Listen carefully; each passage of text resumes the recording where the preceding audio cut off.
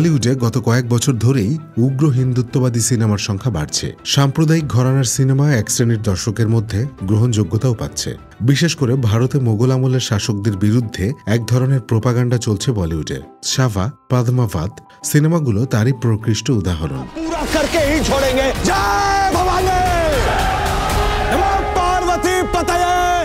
Superhit cinema শাভায় সম্রাট আওরঙ্গজেবের চরিত্র হনন করা হয়েছে। সেই ধারাবাহিকতায় এবার মুক্তি পেয়েছে দ্য তাজ স্টোরি। कौन से मंदिर चल दिए चाचा? ताजमहल। ये देखिए मुगल वास्तुकला का शानदार अजूबा, जिसकी खूबसूरती में हर कोई डूबा। এই সিনেমায় তাজমহলের একজন গাইডকে দিয়ে বলা হয়েছে যে সম্রাট শাহজাহান তার সহধর্মিনী মমতাজের জন্য তাজমহল বানাননি, তাজমহল বানিয়েছিলেন রাজা মানসিংহ। পুরনো নথিপত্র দিয়ে কোর্টরুম ড্রামার মাধ্যমে অসাম্প্রদায়িক ভারতে নতুন করে সাম্প্রদায়িক বিষ বাষ্প ছড়িয়ে দেওয়ার চেষ্টা হয়েছে। ভারতের সিনেমা যে হিন্দুত্ববাদী উগ্রতাকে প্রশ্রয় দিচ্ছে, এটি তার সবশেষ উদাহরণ। Taj Mahal is not a symbol of love, it's a symbol of atrocity, symbol of genocide. अरे तो क्या करें? तोड़ दें। গত সপ্তাহে ইমরান হাশমি ও ইয়ামি গৌতমী অভিনীত হক সিনেমাটি বক্স অফিসে ঝড় তুলতে না পারলেও সিনেমা বোদ্ধাদের নজর কেড়েছে। अब्बास से बेहद प्यार करते थे, उसी प्यार से इस लड़ाई की शुरुआत हुई। तुम कोई पहली औरत तो हो नहीं जिसने अपना शौहर बांटा है। বিশেষ করে ইয়ামি গৌতমীর অভিনয় প্রশংসিত হয়েছে ব্যাপকভাবে।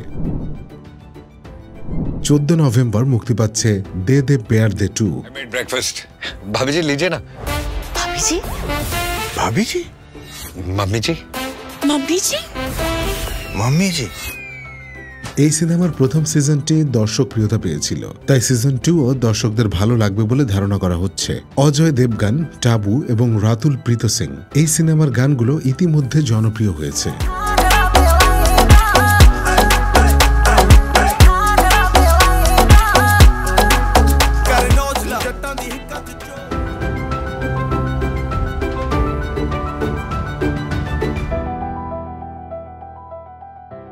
নভেম্বর মুক্তি পাচ্ছে তামিল অ্যাকশন সিনেমা কান্তা। তামিল অ্যাকশনের সব মশালাই থাকছে এই সিনেমাটিতে। எந்த சீன்ல ஆரம்பிக்க போறோம்? இன்னைக்கு நீங்களும் சந்திரனும் பெயிண்டிங்ல பேய் உருவத்தை பார்த்தத பத்தி பேசிக்கிறீங்க. அது வேணாம் பாபு.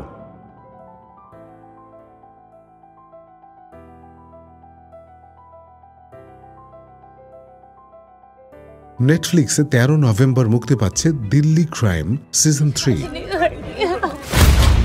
वो किसके साथ काम करती थी? बड़ी दीदी। नाम बताओ। अरे नाम नहीं पता ना मैडम। बड़ी दीदी कहाँ है? দিল্লির বিভিন্ন আলোচিত অপরাধ এবং তার সমাধান নিয়ে দিল্লি ক্রাইম আলোচিত এবং জনপ্রিয় সিরিজ। শেফালি সাহা এই ওয়েব সিরিজে ডিআইজি ভাটিকা চতুর্বেদীর ভূমিকায় অসাধারণ অভিনয় করেছেন। সিজন 3-এ দেখা যাবে নারী পাচারকারীদের ধরতে পুলিশের শ্বাসরুদ্ধকর অপারেশন।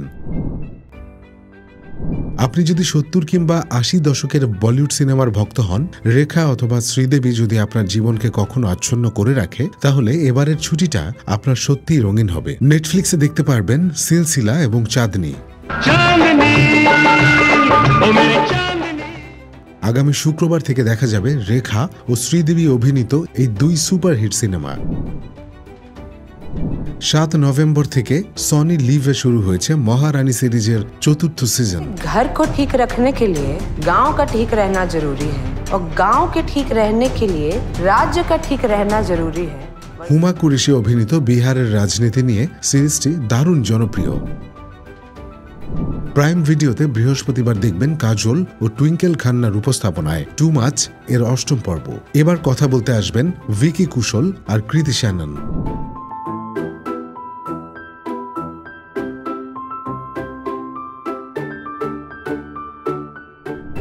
জয়া আহসান অভিনীত পুতুল নাচের ইতিকথা সিনেমাটি দেখতে পারবেন হইচইয়ে আগামী শুক্রবার থেকে।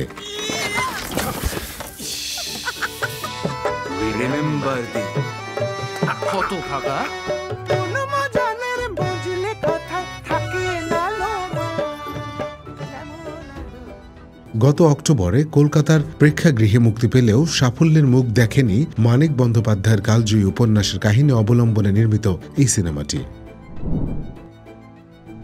আলোচিত কন্টেন্ট ক্রিয়েটর জুটি রাফসান দ্য ছোট ভাই ইফতেখার রাফসান ও সু নেহরা তাসনিমকে নিয়ে চর্চার শেষ নেই। একজন ফুড ব্লগার আর একজন লাইফস্টাইল কন্টেন্ট ক্রিয়েটর হিসেবে পরিচিতি পেয়েছেন।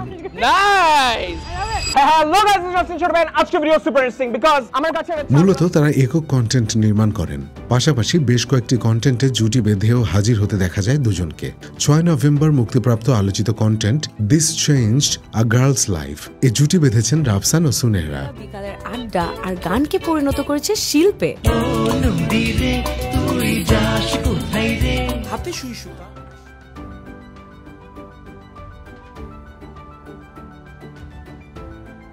বর্তমান বিশ্ব সঙ্গীতের সবচেয়ে মর্যাদার আসর গ্র্যামি অ্যাওয়ার্ডসের জন্য মনোনীতদের তালিকা প্রকাশ করা হয়েছে।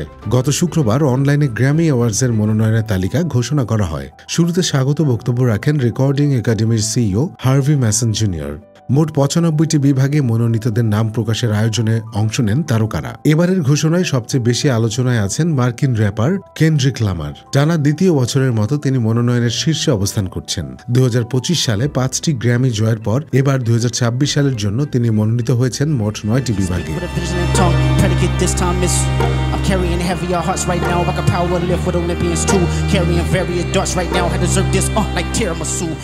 এর মধ্যে রয়েছে album of the year, song of the year, record of the year ও best rap album.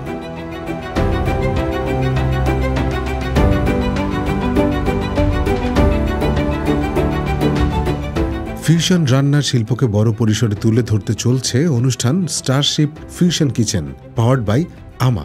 Smile food products লিমিটেডের উদ্যোগে দ্বিতীয়বারের মতো আয়োজিত অনুষ্ঠানটি প্রতি সপ্তাহের মঙ্গল ও বুধবার রাত 10:05 একযোগে প্রচারিত হচ্ছে চ্যানেল আই, ওটিটি প্ল্যাটফর্ম চরকি এবং প্রথম আলোর ডিজিটাল প্ল্যাটফর্মগুলোয়।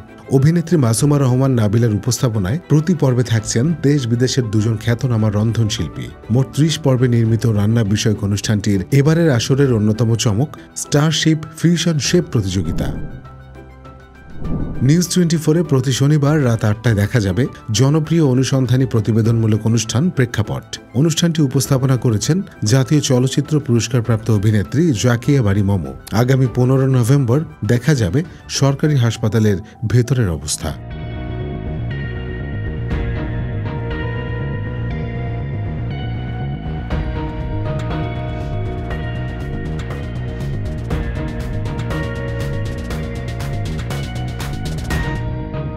প্রেক্ষাপট একটি অনুসন্ধানী অনুষ্ঠান। এখন তো ডাক্তারে তো আসে না, ওষুধ নিব কিভাবে? বিশেষ করে জটিল স্বাস্থ্য সেবাটা হলো রাজধানীমুখী। এখন ওরা আমরা কর্মী পদ আছে, এখনো নিয়োগ হয়নি, কোনো চিকিৎসা শিবচর নাই। আসলে 1 বছর ওষুধ কেনা বন্ধ ছিল। সকাল 9টা থেকে দুপুর 2টা-2:30 এর মধ্যে। তাহলে মানুষের অসুখ কি অফিস আওয়ারের মধ্যে হয়? পলিটিক্স করলে পরে সুবিধা বেশি। সকালে পাঠানোর কথা, কিন্তু সে ফজরের আগে মারা গেছে। এবারের বিষয় অসুস্থ সরকারি হাসপাতাল। দেখবেন 15 নভেম্বর শনিবার রাত 8টায় শুধুমাত্র নিউজ 24-এ।